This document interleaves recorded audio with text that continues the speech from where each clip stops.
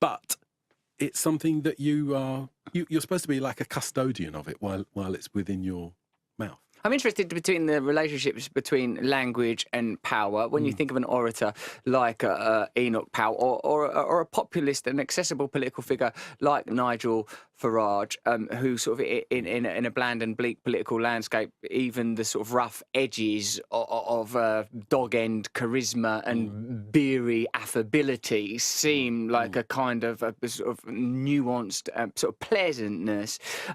But you said a minute ago that when like Enoch Powell did that famous Rivers of Blood speech where he was saying the black man will have the whip hand over the white man, like, we've got to check ourselves before we wreck ourselves on the old race front. Yeah. That had an actual impact for you as a black as a English kid walking person. around in London. Yeah, absolutely. And I think... How do you mean? Like, you felt people feel licensed? Yes, I think, and, people were... I know that they didn't collect the statistics because the offences didn't exist and things like that. Oh, well, there was no hate crime. There wasn't monitoring, there was no hate crime in the law or anything like that.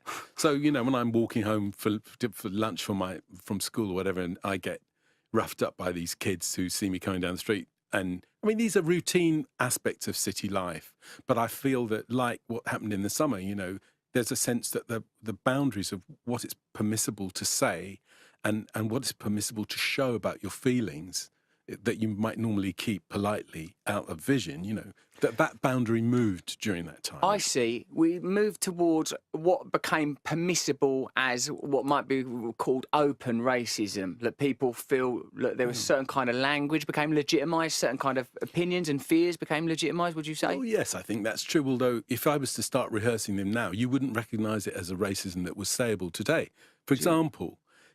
people used to say to me constantly that my family ate kitty cat rather than normal food at home. That was a thing that people said about us, that we didn't eat real food. We ate cat food and dog food.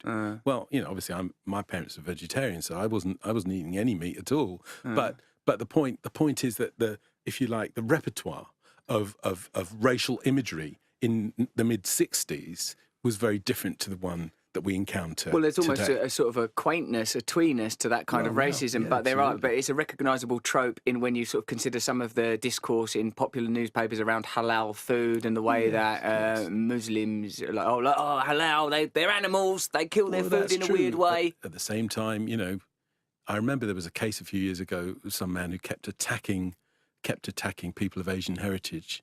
And he would go into curry restaurants, and he would attack the staff.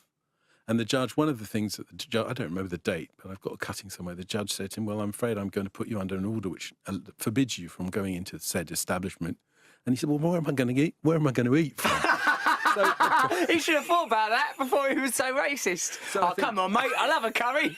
Exactly. All right, fair enough, but just don't do the racist stuff. All right. So we're dealing with a situation where people can hate the person that produces the thing they are addicted to or are engaged with. And that's true, I think, of black culture, of minority cultures in general. Very often they have a sort of fascinating power.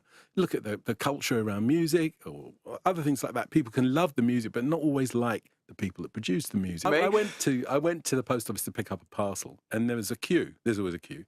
And there's a woman behind me in the queue, and she says, we talk, how you do. And she's an older white woman, and she says, you're with us now, she says. And she goes on about how the blacks are all right because, we've all been together for a long time in where we live, but it's the Muslims now who are a problem. And it's all spun around a story of her grandson being victimised by Muslim boys in his school, and she feels protective of her grandson.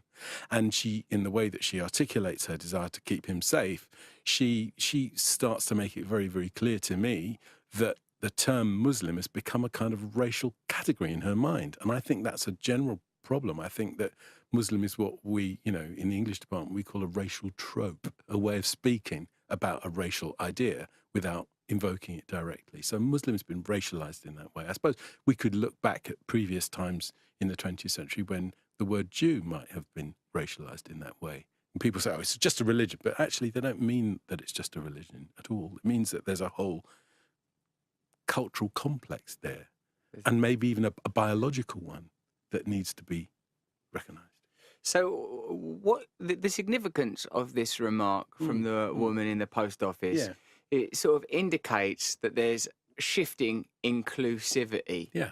And like now it's okay for people of Afro-Caribbean Yeah. background to be included with us in inverted commas, which in her case, presumably she's, given that she's queuing up in a post office, we're going to give her the benefit of being white working class. Yeah, we will do, yeah. So like, but now that shift of otherness, of the condemned other, Yeah. the The boundaries moved. You don't feel that that's the dominant script, you know? I mean, if you think back to the aftermath of the riots of 2011, Yeah. there was that historian went on the television, David Starkey, Yes. and he said, the problem with this country is that the white people have become black. He did. Right? He wouldn't Do you have liked remember to have that been on bit? that bus where you wouldn't. said He you wouldn't can't have tell liked who's it. who's No, he talking wouldn't. in the background. He'd have hated that. That's Yeah, his he would. worst nightmare. It is, He yeah. wants to know exactly what colour people are from at least 20 yards away, no matter what direction he's facing. Yeah, and to be able to put them in a nice little hierarchy. So some Yes. of their lives are more valuable than others, you know, because it doesn't really matter what happens to these people because they're not really as human as others who are higher up the rungs, on higher rungs of that ladder. You know? That's the thing I learned last week, necropolitics, who it's all right to kill. Yes, who can be killed with impunity? And that's like, and then what that lady in the post office was referring to is like a while ago, it was okay for Afro-Caribbean people to be nominated in that category. Now that you're all right, come with us. And now it's Muslim people. Yeah, I think that if we look at who can be killed by the prison service with impunity, who can be killed by the police with impunity, you know, whose relatives are fighting the coroner for more than an open verdict or whatever. I mean, we're going to see that there is a disproportionate number of people of colour in that queue. You know, where I live in Finsbury Park, there's an organisation called Inquest, works very hard with the relatives of people who have died following the contact with the police or other resources of violence that belong to the state.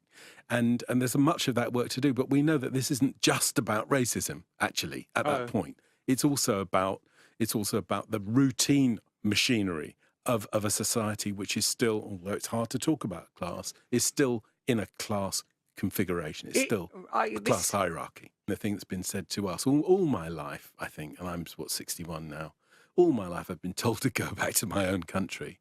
And I think that is the enduring, the resilient motto of that racism and nationalism in this country is go back somewhere else. Well, I have never had anywhere else to go. That's really good. So the enduring motto is go back to where you came from.